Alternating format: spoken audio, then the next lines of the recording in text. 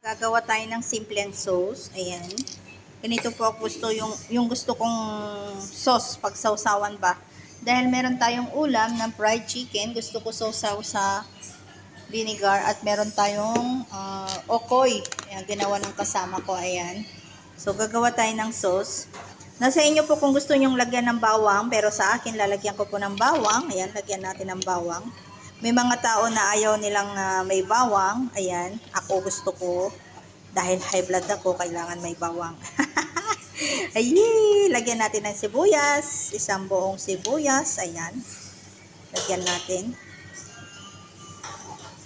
Ito lang, simple lang. Yung anong merong sangkap sa akin, yun lang po ang aking ilalagay. Wala po tayong, ano ba yun?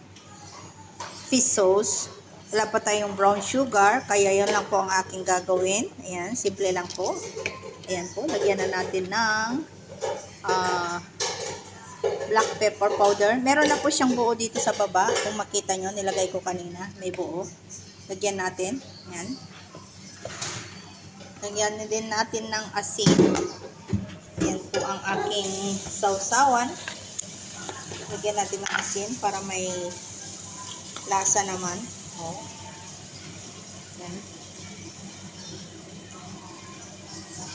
Tapos, konting asukal para may balance yung mamaya, mag-balance yung vinegar. Ayan, konti lang.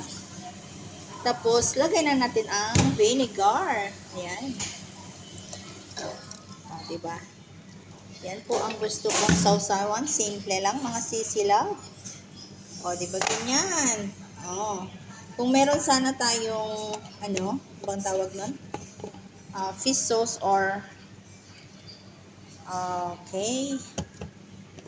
brown sugar. Okay na. Yan. Marami pong paraan ng paggawa ng sauce, pero ako ganito lang kasimple. Ayan na po, mga sisilab. Bye!